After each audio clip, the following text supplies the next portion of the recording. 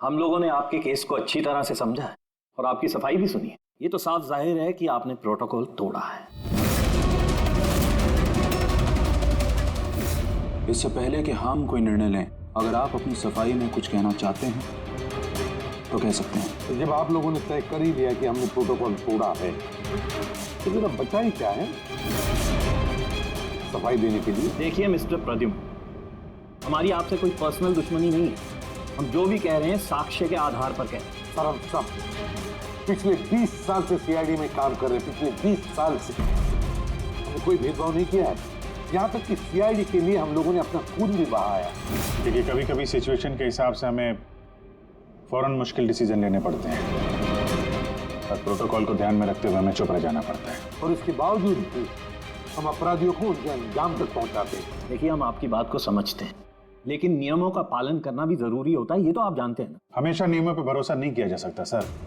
हमारा काम ही कुछ ऐसा है, सिचुएशन के हिसाब से हमें उसी समय तुरंत डिसीजन लेना पड़ता है। और जहाँ तक दया के केस का सवाल है, प्रोटोकॉल तोड़ने की जरूरत नहीं, वजह थी सर। दया एक जाबाज सीआईडी ऑफिसर है सर, सीआईडी के लिए कुछ भी कर सकता है। हम इसे ऐसे नहीं छोड़ सकते थे। इसके बावजूद भी अगर आप लोगों को लगता है कि हमने प्रोटोकॉल तोड़ा है, डिसिप्लिन तोड़ी है, तब जो भी सजा देंगे हमें मंजूर है।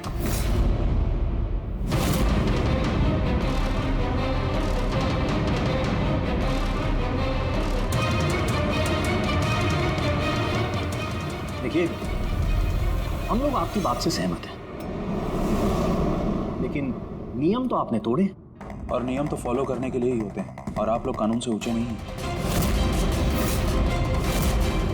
इसीलिए हम लोगों ने ये फैसला लिया है कि आप लोगों की टीम को तोड़ा नहीं जाएगा, आप लोग कंटिन्यू कर सकते हैं। Thank you. लेकिन आज से आप लोगों को मॉनिटर किया जाएगा। आपके सभी केसेस को एक सुपरवाइजिंग ऑफिसर मॉनिटर करेगी, जैसे हमने नियुक्त किया है।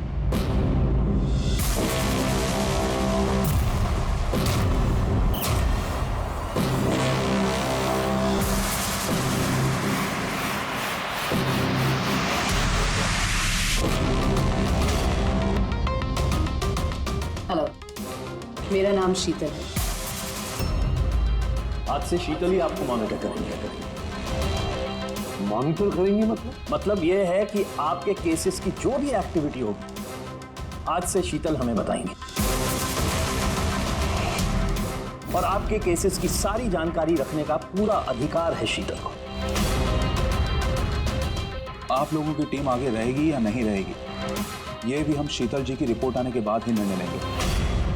देखिए, आज तक आप लोगों ने जो चाहा वो किया, लेकिन अब सिचुएशन बदल चुकी है।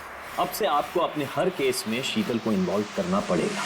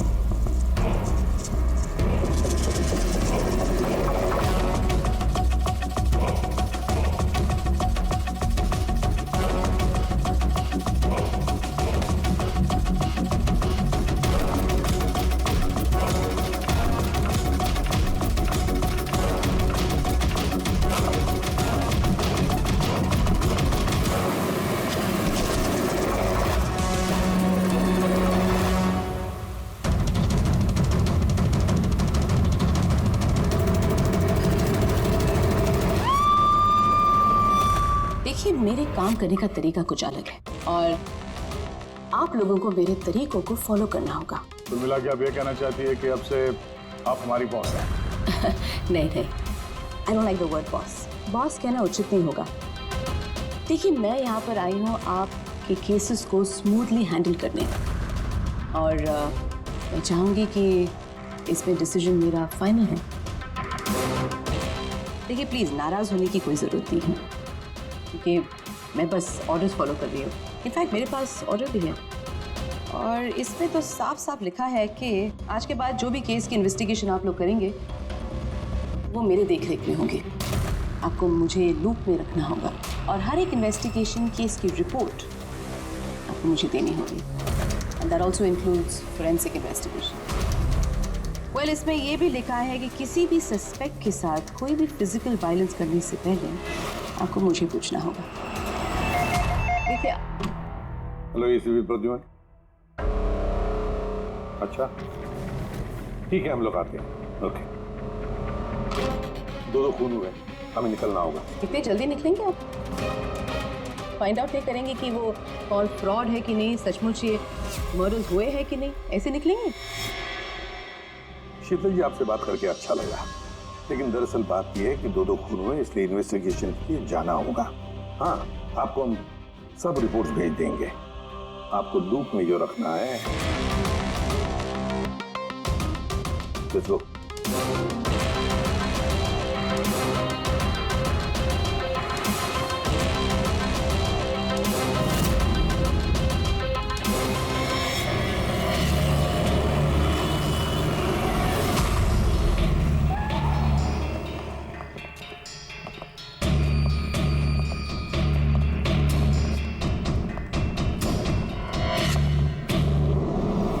कहाँ हुआ है खून?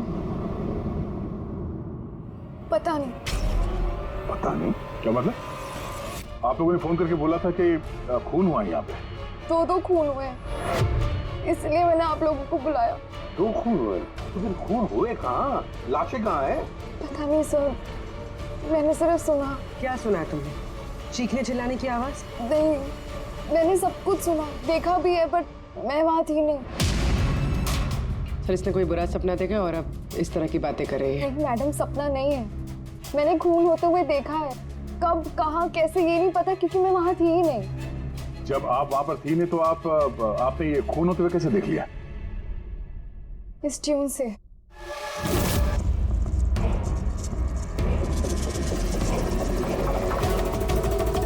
इस बीट में बहुत बारिश हो रही है, आसपास पेड़ है और एक टूटी हुई बोट भी है। ये ड्रम्स पे कोई उस आदमी को घसीट रहा है। ये वाली बीट पे वो आदमी उस पत्थर से वहां पे मार किया जा रहा है। तुमने ये सब देख लिया खून होते हुए, म्यूजिक का पीस सुनकर? कहीं अन्य ऐसा तो नहीं कि ये सब तुमने सोचा होगा, गेस किया होगा? सर, गेस नहीं किया, इस म्यूजिक में मुझे दिख रहा है। पर आन्या, म्यूजिक में खून होते हुए कैसे दिख सकता है? मैम, आन्या बीमार है इसलिए इस तरह की बात कर रही है। आप कौन? सर, मेरा नाम लता है, मैं यहाँ की मैट्रिन हूँ। मैं आन्या को बचपन से जानती हूँ, जब से ये ऑर्फनेज में आई है। क्या बीमारी है आन्या को? सर, इसे सेनेस्थेसिया है। सिनेस्थेसिया? मैम, ये एक कंडीशन है। नॉर्मल कंडीशन में इंसान को म्यूजिक सुनाई देता है, लेकिन ये कंडीशन में इंसान म्यूजिक सुनते सुनते विजुअल भी देखता है और म्यूजिक सुनते सुनते वीडियो जैसे दिखता है। आपके कहने का ये मतलब है कि आन्या साउंड देख सकती है? Yes sir. कैसे? आप आंख बंद कीजिए और इमेजिन कीजिए कि आप ड्रम बीट सुन रहे हो। लो, इमेजिन किया। आपको क्या दिखाई दे रहा है? ड्रम बीट की आवाज सुनाई दे रही है, पर मुझे कुछ दिखाई नहीं दे रहा है। ये नॉर्मल कंडीशन में होता है, लेकिन सिनेस्थेसिया में इंसान म्यूजिक के साथ जरूर कुछ ना कुछ देख सकता है, जैसे किसी इंसान को देख सकता है, रंग देख सकता है, या किसी भी चीज को देख सकता है। मतलब इस म्यूजिक के पीस को सुनकर तुमने ये खून होते हुए देखा? जी। तो मुझे लगता है कि आन्या जो म्यूजिक सुन के देख रही है वो सच में है नहीं, वो उसे विजुअलाइज कर रही है। जैसे हम लोग सर सपना देखते हैं, बट सपने में जो देखते हैं हम उसे विजुअलाइज करने लगते हैं, जबकि वो ऐसा होता नहीं। सर नहीं सर, जो मैं देख रही हूँ वो हकीकत है। जो मैं देख रही हूँ वो बहुत डरावना है, जैसे मैं टीवी पे किसी का मर्डर होते हुए देख रही हूँ। और दो अलग अलग म्यूजिक पे दो अलग अलग खून होते हैं, एक पत्थर से हो रहा और एक क्रोबार से। अन्या, दूसरे खून के बारे में बता सकती हो? ये खून कहाँ हुआ, उस खून के आसपास क्या है, खूनी कौन है, क्या कर रहा है?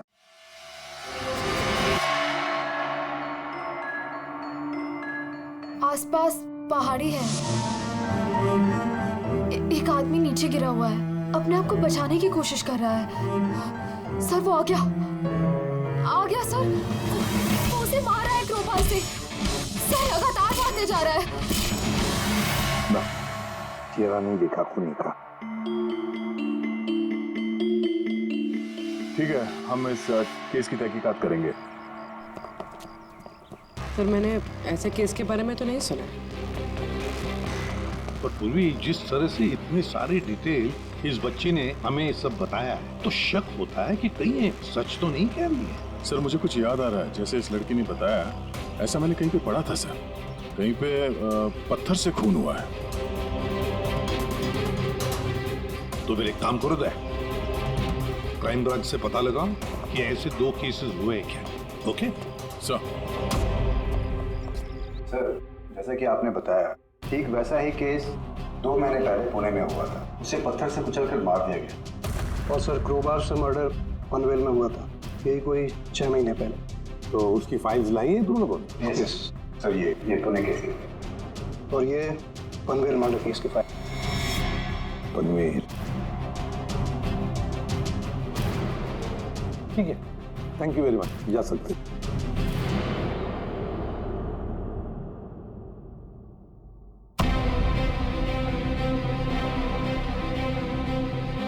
मैंने खून होते हुए देखा है। आसपास पेड़ है और एक टूटी हुई बोट भी है। जो विजुअल देखा था ठीक वैसे ही है सर ये फोटो में। मतलब जो आन्या ने बताया वो सब सच है। कमाल है सर, इन दोनों हादसों के बारे में आन्या ने म्यूजिक सुनकर आज विजुलाइज किया, जबकि ये हादसे तो 6 महीने पहले और ये दूसरा तो 2 महीने पहले हो चुका है। ये कैसे हो सकता है? जो लड़की इस क्राइम सीन पे थी भी नहीं, उसने ये सब कुछ विजुलाइज कैसे किया? सिनेस्थेसिया की वजह से। मैं नहीं मानती। और बाय द वे ये सिनेस्थेसिया है क्या? और इसे डिफाइन करना थोड़ा मुश्किल है, लेकिन मैं कोशिश करता हूँ आपको समझाने की। देखिए होता क्या है कि जब आप किसी खास चीज को सुनते हैं तो उससे जुड़ी हुई तमाम यादें आपके दिमाग में आने लगती हैं। जैसे कोई खास व्यक्ति, कोई खास जगह, सब कुछ। यूँ समझिए एक तरीके से ये गंध आपकी मेमोरी को ट्रिगर करता है। लेकिन ये सिर्फ सिनेस्थेसिया की कंडीशन में ही होता है। इन केसेस में सुगंध की जगह म्यूजिक ने ले लिया। एग्जैक्टली। अब देखिए अन्या ने एक खास तरीके का म्यूजिक सुना। उस म्यूजिक पीस में एक जगह एक खास किस्म के इंस्ट्रूमेंट से उसे एक पेड़ की याद है, तो उसने एक पेड़ विजुलाइज किया। और दूसरे इंस्ट्रूमेंट में उसे आदमी। एग्जैक्टली। बस मुझे लगता है खूनी ने इस खून की घटना को किसी खास तरीके से म्यूजिक में कन्वर्ट कर दी। मतलब जब म्यूजिक बजे तो उस घटना से जुड़ी हुई तमाम चीजें, तमाम जगह मेमोरी में ट्रिगर होने लगे। लेकिन ये सब कुछ विजुलाइज वही कर सकता है जिसे सिनेस्थेसिया की बीमारी, और किसी में नहीं। और यही उस ऑर्फनेज की मेट्रन ने भी बताया। आप लोगों को ये सब कुछ अजीब नहीं लगता? जैसे भी है, केस को सुलझाना हमारा काम है। तो हो सकता है इस खूनी को भी ये सिनेस्थेसिया की बीमारी हो और उसने ये म्यूजिक रिकॉर्ड किया होगा, क्योंकि मर्डर और क्राइम सीन के बारे में वही जानता था। लेकिन पता कैसे चलेगा कि ये म्यूजिक कंपोज करके किसने अपलोड किया होगा, और उसे ढूंढेंगे कैसे सर? रेडी, इंटरनेट खोलो, देखो इंटरनेट पर ये पर्टिकुलर म्यूजिक पीसेस जो दोनों केस में हैं वो कहीं पर है क्या।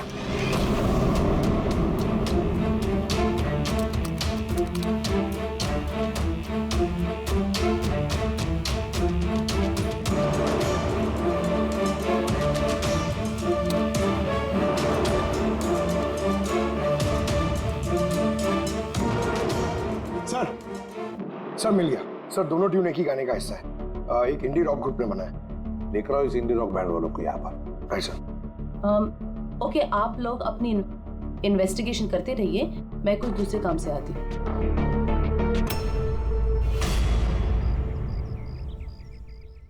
अन्या, मेरा नाम शीतल है। मुझे आपसे कुछ बातें करनी थी, क्या हम बात कर सकते हैं? आन्या, देखो आन्या, आई प्रॉमिस ज्यादा वक्त नहीं लूंगी, सिर्फ 5 मिनट।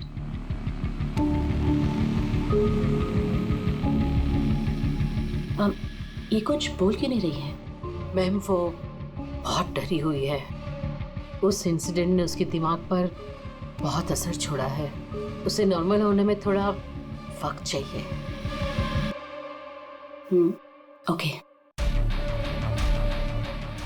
मुझे आन्या के बारे में यहाँ के कुछ लोगों से बातें करनी है। पॉसिबल है क्या प्लीज? म्यूजिक ट्यून से खून, ये कैसे पॉसिबल है सर? पॉसिबल है। सिनेस्थेसिया के एक मरीज ने तुम्हारे इस म्यूजिक के पीस को सुनकर एक खून होते हुए विजुअलाइज किया। समझे? तुम्हारे इस म्यूजिक के पीस में एक खून का राज छुपा है। और हमारे हिसाब से खूनी वही है जिसने ये ट्यून बनाई है। हम लोगों ने खून नहीं किया, और हकीकत तो यह है कि ये ट्यून हम लोगों ने कंपोज ही नहीं किया। ये ट्यून हम लोगों ने एक फ्री साइट से डाउनलोड की थी। कौन से साइट से डाउनलोड की? दिखाओ। देखिए सर,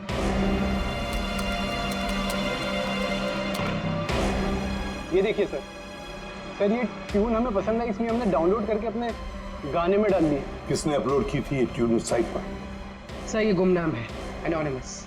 एनोनिमस। हमें इस एनोनिमस को ढूंढना है। मैम ये हमारा स्टाफ है। ये है पूजा, ये है रमेश, ये आरती है। वैसे तो एनजीओ में काम करती है, लेकिन अक्सर हमारे ऑर्फेनेज में आती जाती रहती है। आपसे कुछ बातें करनी थी एक्चुअली, आन्या के बारे में। क्या आप लोग मुझे आन्या के बारे में कुछ बता सकते हैं? जैसे कि वो कहाँ से आई, कब आई, और ओवरऑल ऑर्फेनेज में आन्या का बर्ताव कैसा है? आन्या बड़ी ही अजीब लड़की है, हमेशा डिस्टर्ब रहती है। यहाँ कब आई? बचपन से ही, लेकिन उसे अलग अलग 2 बार लोगों ने अडॉप्ट किया, और पता नहीं क्यों कुछ दिन रखने के बाद उसे वापस यहाँ पे आके छोड़ दिया। क्यों? कोई वजह?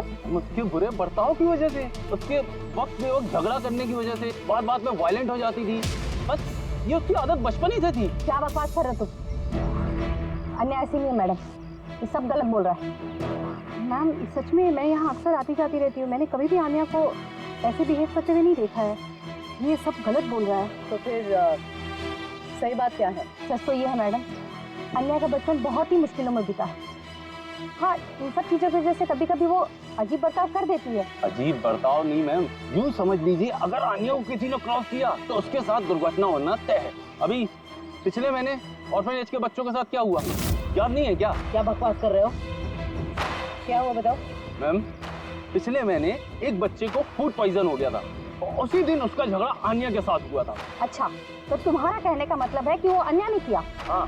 सोच समझ कर बात करो रमेश, बहुत ही गंभीर आरोप लगा रहे हो अन्या पर तुम। मेट्रन, आन्या को ऑर्फनेज से 2 फैमिलीज ने अडॉप्ट किया, लेकिन उसे वापस कर दिया। इसके पीछे कोई तो वजह होगी। शायद आन्या में ही कोई खामी हो, कोई गलती हो। I don't agree. Anyway, Anya के बारे में ऐसी कोई फाइल है जिसमें उसमें सारी डिटेल्स हो? क्या मैं उसे देख सकती हूँ? या श्योर।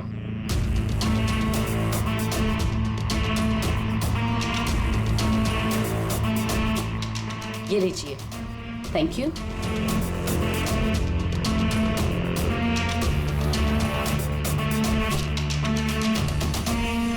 अब थैंक यू मेट्रन, लेकिन मुझे अभी इस वक्त निकलना होगा।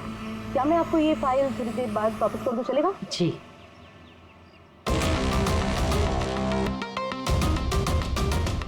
हेलो, मुझे जिन जिन लोगों को सिनेस्थीसिया है ना, उन टाइप के लोगों से मिलना है और कुछ जानना है उनके बारे में। इन तीनों लोगों को सिनेस्थीसिया है। एक मिनट, आपको कुछ दिखाना चाहती हूँ मैं।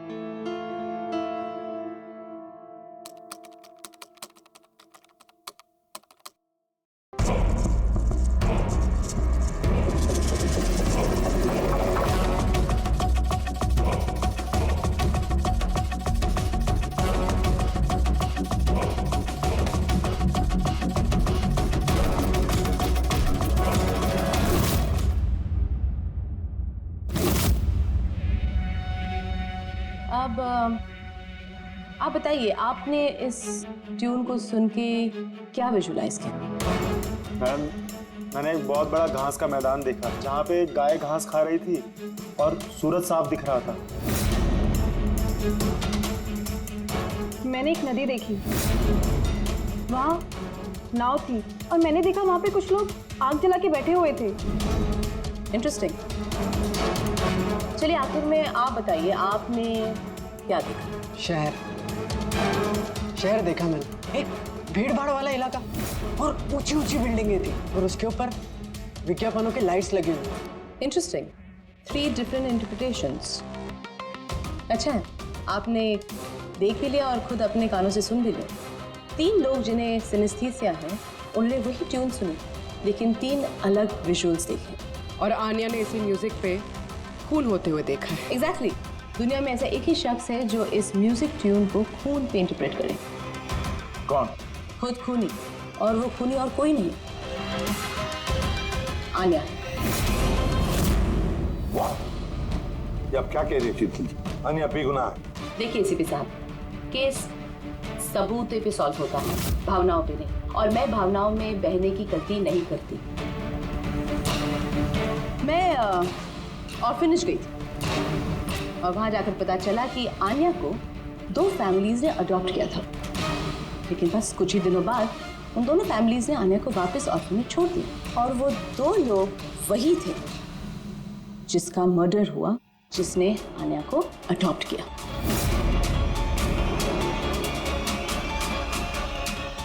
मैंने आन्या को अरेस्ट कर दिया है और उसे बाल अदालत में पेश करने की तैयारी कर दी है। बिना हमें बताए, बिना हमसे पूछे आपने आन्या को अरेस्ट कैसे किया? I don't need a permission ACP साहब, आपको बताने की जरूरत भी नहीं है। वो खूनी है और उसे सजा जरूर मिलेगी। आपने वो क्राइम सीन के फोटोज और पोस्टमार्टम रिपोर्ट देखी? ऑफ कोर्स देखिए। तो शायद ठीक से नहीं देखी आपने, नहीं तो एक बेगुनाह को अरेस्ट नहीं करती। खूनी ने बहुत ताकत लगाई है खून करने में। एक 15 साल की बच्ची इतनी बेरहमी से 2 लोगों का खून नहीं कर सकती। आप लोग उस लड़की को बचाने की कोशिश कर रहे हैं। शीतल, ये आन्या बेगुनाह है और हम किसी भी बेगुनाह को सजा नहीं देते। आन्या खूनी है और उसे सजा मिलेगी और मैंने उसे अरेस्ट कर लिया। ये मेरा डिसीजन है और ये फाइनल डिसीजन है। आप लोग बस वक्त बर्बाद कर रहे थे। और हाँ, वैसे भी मीडिया को इस केस के बारे में बात करनी है। आप लोग प्लीज मीडिया को बता दीजिएगा कि ये केस सॉल्व हो चुका है। अब केस आपने सॉल्व भी किया है तो आप ही बता दीजिए, हमें क्यों कह रही है बताने के लिए? फाइन, नो प्रॉब्लम, मैं बता दूंगी। लेकिन आप इसे मेरी चेतावनी समझ लीजिए, या फिर उम्मीद करती हूँ कि आगे से आप मेरी सारी बातें मानेंगे।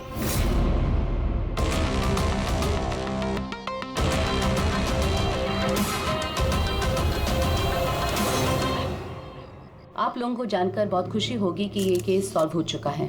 मैम, कौन है खूनी? खूनी एक 16 साल की लड़की है जिसका नाम आन्या है। काफी समय तक वो हम सबको बेवकूफ बनाकर आजाद घूम रही थी, लेकिन मैंने उसकी असलियत पकड़ ली। मैम, ये केस तो काफी पुराना है ना? जी हाँ, ये केस काफी पुराना था। इनफैक्ट काफी समय तक क्राइम ब्रांच के ठंडे बस्ते में पड़ा था, लेकिन सीआईडी ने जैसे टेक ओवर कर लिया, 24 घंटे में केस सॉल्व्ड। तो मैम, आप भी सीआईडी टीम का हिस्सा है?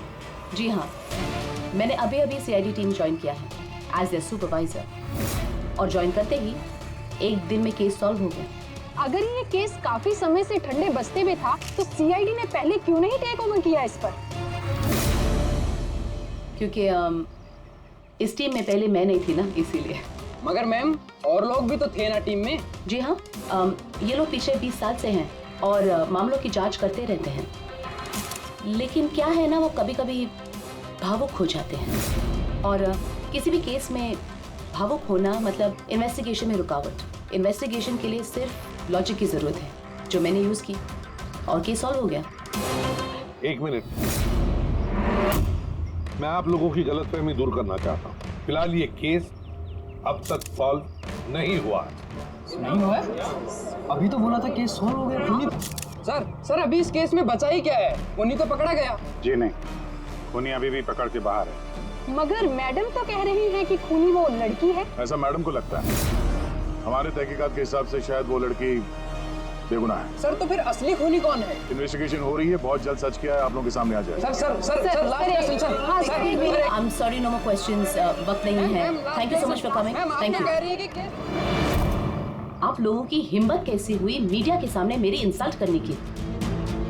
आपका ये बर्ताव रिकॉर्ड में लिया जाएगा, and trust me, there will be consequences.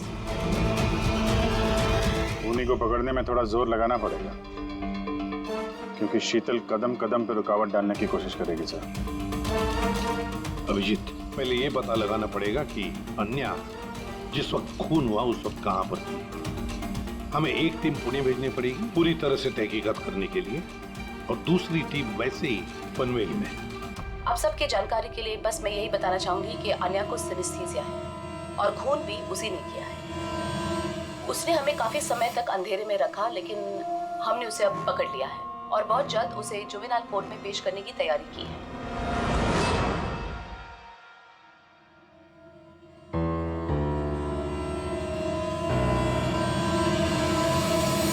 ये 23 फरवरी को शाम के 4 और 7 बजे के बीच अन्या कहाँ पर थी? यूजुअली बच्चे शाम को बाहर निकलते हैं खेलने के लिए और 9 बजे तक अंदर आ जाते हैं। तो क्या अन्या ऑर्फनेज में थी या कहीं बाहर गई थी? नहीं सर, आन्या ऑर्फनेज में ही थी, कहीं बाहर नहीं गई थी। ये आप इतने यकीन के साथ कैसे कह सकती है? इसलिए कह सकती हूँ क्योंकि मेरी इजाजत के बिना कोई भी बच्चा बाहर नहीं जा सकता। मगर कभी कभी अन्या कई घंटों के लिए ऑर्फनेज से गायब रहती थी, वो भी तो बताओ इनको। सर ये झूठ बोल रहा है क्योंकि ये अन्या से जलता है। मैं क्यों जलने लगा अन्या से? तो फिर उसकी चुगली क्यों कर रहे हो? हमें आन्या ने बताया कि यहाँ पे कुछ लोग उससे जलते हैं। सर मैं सिर्फ आप लोगों को अन्या के बारे में जानकारी दे रहा था। तो फिर ये भी बताओ ना कि पिछले साल अन्या ने तुम्हारे खिलाफ कंप्लेन की थी, तब से ही अन्या से नफरत करता है। एक बात बताओ, अन्या को म्यूजिक पीस सुनने के लिए किसने कहा था? तो इसने हाँ सर, अन्या को म्यूजिक बहुत पसंद था। बहुत बार मैंने उसे अलग अलग गाने सुनते हुए देखे थे, इसलिए मैंने उसे वो म्यूजिक सुनने दे दिया। अब मुझे क्या पता था इतनी बड़ी प्रॉब्लम हो जाएगी। वैसे आप लोगों में से कोई म्यूजिक इंस्ट्रूमेंट बजाना जानता है? सर मैं पियानो बजाती हूँ। सर मैं भी पियानो बजाती हूँ। अच्छा एक बात बताइए, जिस दिन पुणे में खून हुआ था उस दिन आप लोग कहाँ थे? हम सब कुछ बच्चों को लेकर पुणे गए थे। तो आप लोग उस दिन पुणे में ही थे? क्या था पुणे में? वहाँ पर एक इवेंट था इसलिए। सर ये सारे के सारे शरीफ होने का नाटक कर रहे हैं। काम करते हैं, इन सब के कंप्यूटर्स चेक करो, देखो क्या किसी ने वो म्यूजिक का पीस बनाया और अपलोड किया है, क्योंकि जिसने भी ये म्यूजिक पीस बनाकर अपलोड किया है ना, वही खूनी हो सकता है।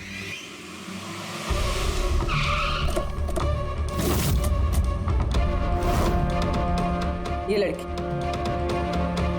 ये यहाँ पर 2 महीने पहले आई थी। हाँ मैम, ये 2 महीने पहले एक एनजीओ ने इवेंट ऑर्गेनाइज करवाया था, तो उसी इवेंट में डांस करने आई थी। इसने बहुत अच्छा डांस किया था sir. She is a very talented girl. और उसी दिन यहाँ आसपास एक खून भी हुआ था। खून तो हुआ था सर, लेकिन जिस जगह पे खून हुआ था वो यहाँ से लगभग 1 घंटे की दूरी पे है।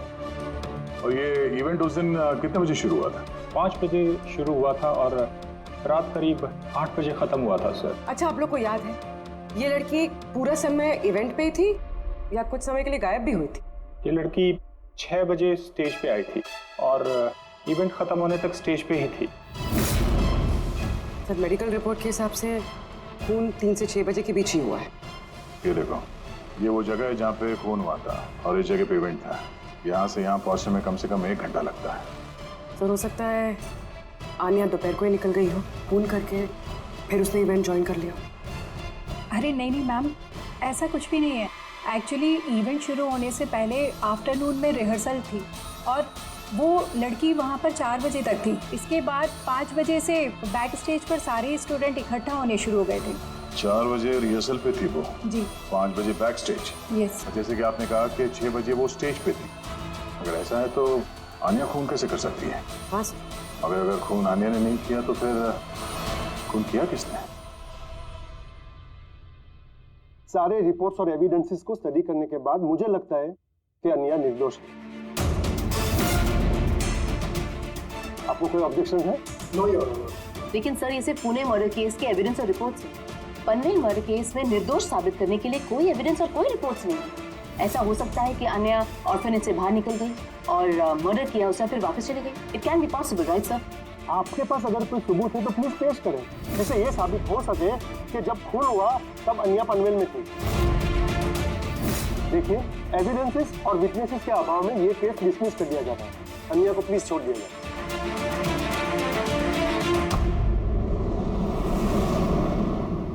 हाँ फारूकी, क्या पता चला? हाँ बॉस, बस समझ लो इस केस की चाबी मिल गई। और शीतल ने डेमोन्स्ट्रेट करके बताया था कि सिनेस्थीसिया के 2 अलग अलग मरीज एक ही जैसा म्यूजिक सुनने के बाद अलग अलग तरीके से इंटरप्रेट करते हैं। हाँ, लेकिन बॉस, मैंने अपने दोस्त से जानकारी की जो इस मामले का एक्सपर्ट है। उसने मुझे कुछ अलग ही बात बताई।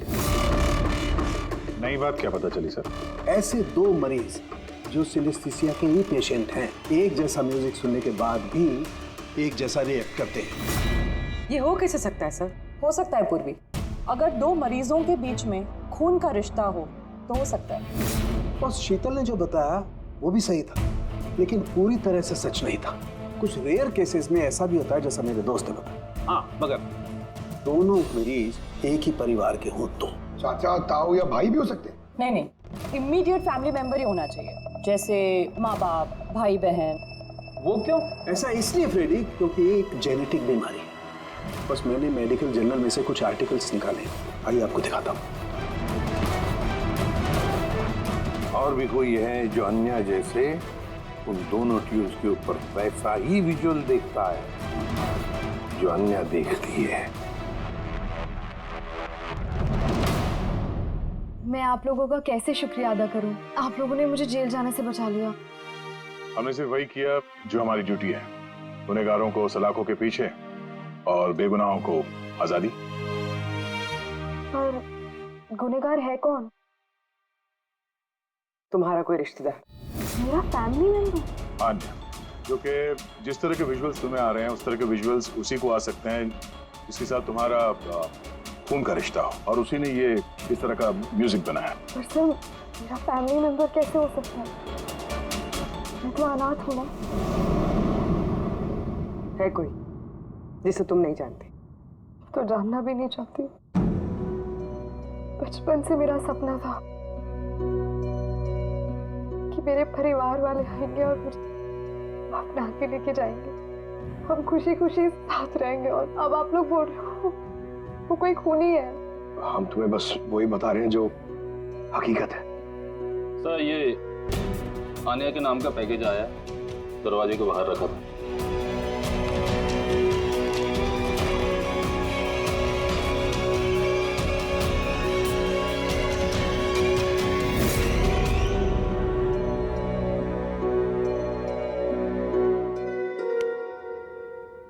Pen drive, Pankaj.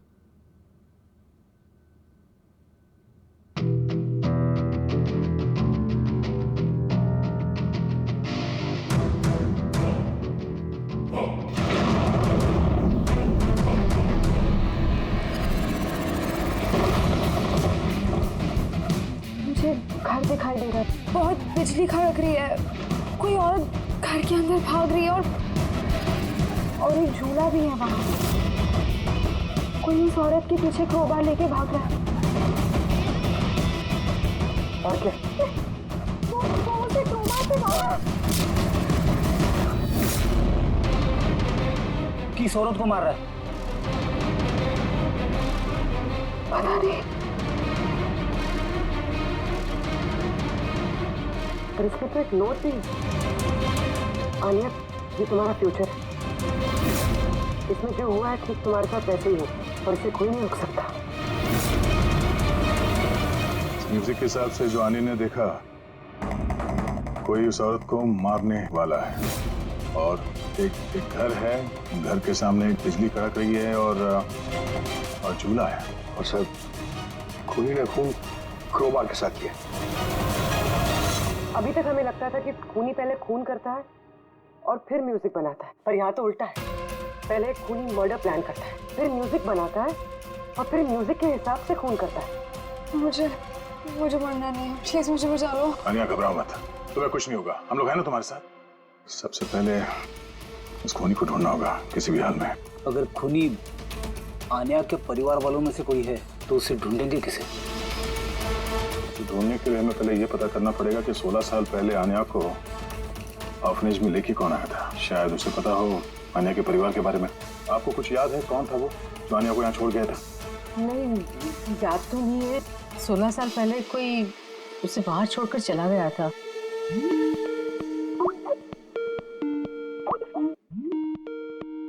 शीतल जी का फोन, वीडियो कॉल कर रही है। मैंने बस यही बताने के लिए आपको फोन किया कि वो लड़की खूनी है। वक्त बर्बाद मत कीजिए और प्लीज उसे गिरफ्तार कर दीजिए। शीतल जी, कोर्ट ने फैसला सुना दिया और कोर्ट का फैसला क्या है वो आपने भी सुना। इस कोर्ट के चक्कर में आप वक्त बर्बाद कर रहे हैं। प्लीज आप लोग गलत हैं और आपको ये बात मान लेनी चाहिए।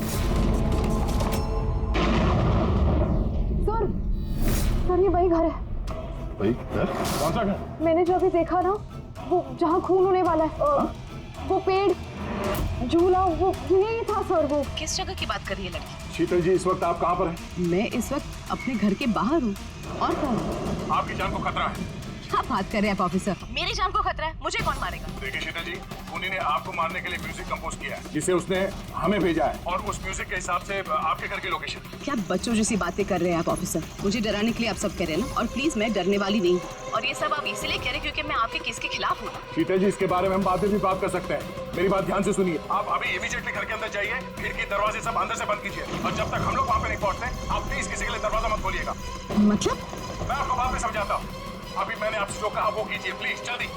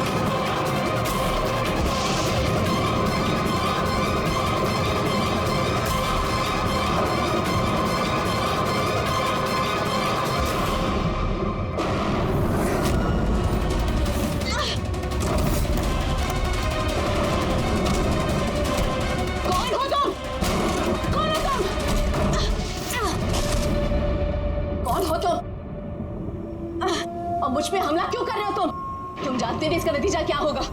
I am a cop. तुम कानून से दूर नहीं भाग सकते। कौन हो तुम?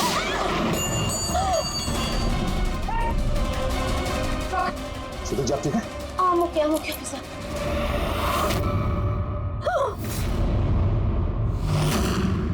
आरती, तुम? सर मैं भी पियानो बजाती हूँ। शीतल जी, हमने आपसे पहले ही कहा था आन्या खूनी नहीं है। I'm sorry ऑफिसर, मुझे आप लोगों की बात समझनी चाहिए थी। मैं अपने तरीके से इन्वेस्टिगेशन कर रही थी और आप अपने तरीके से। हम दोनों अपनी ड्यूटी कर रहे थे ऑफिसर, लेकिन ट्रस्ट मी,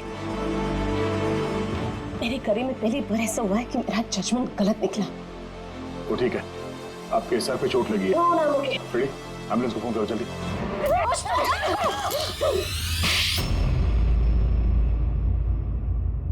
शीतल जी पे हमला क्यों किया तुमने? अपनी बेटी को बचाने के लिए। कौन सी बेटी को बचाने? आन्या को। आन्या मेरी बेटी है। शीतल उसको जेल भेजने पर तुली थी, इसीलिए मैं उसको सबक सिखाना चाहती थी। और खून क्यों किया? 17 साल पहले जब मैं प्रेग्नेंट थी, मेरे पति मुझे मेंटल असाइलम में छोड़ दिए क्योंकि मैं दिमागी तौर से बीमार थी। वहां मैं 15 साल रही। मगर क्या? मगर मेरे पति ने मेरी ममता का गला घोंट दिया। कैसे? आन्या वहां पैदा हुई, पर उसे मुझसे छीन लिया गया। 15 साल बाद जब मैं बाहर आई तो मुझे पता चला कि मेरे पति मर चुके हैं, पर आन्या कहाँ है मुझे कुछ पता नहीं था। वो जिंदा भी है या नहीं ये भी मैं नहीं जानती थी। मैंने कई ऑर्फनेज में ढूंढने की कोशिश की उसे, वो कहीं नहीं मिली। आन्या के बारे में कैसे पता चला तुम्हें? 6 महीने पहले जब मैं इस ऑर्फनेज में आई तो मुझे आन्या की केस फाइल मिली। मुझे पता चला कि आन्या को 2 लोगों ने अडॉप्ट किया और फिर उसे वापस छोड़ दिया। पर जैसे ही मुझे पता चला कि आन्या को सिनेस्थेसिया है और वो सब कुछ देख सकती है जो मैंने म्यूजिक पे प्लान किया था, तो मुझे रियलाइज हो गया कि आन्या मेरी बेटी है। इसीलिए मैंने उन दोनों को मार दिया। मुझे उन लोगों से नफरत है जो अनाथ बच्चों को अडॉप्ट करते हैं और फिर वापस उन्हें छोड़ देते हैं। मैं आन्या को मिलकर सब कुछ बता देना चाहती थी, लेकिन आप लोगों की तहकीकात की वजह से मैं रुक गई, क्योंकि मुझे लगा कि आप लोग आन्या पे शक करेंगे। इसीलिए मैंने लेटर भेजकर आप लोगों का ध्यान दूसरी तरफ मोड़ने की कोशिश की, लेकिन आप लोगों ने मेरे प्लान को चौपट कर दिया। इस बेटी को पाने के लिए तुमने 2 लोगों को जान से मार दिया। अब जिंदगी भर उस बेटी से दूर रहना पड़ेगा तुम्हें, सलाखों के पीछे काल कोठरी में।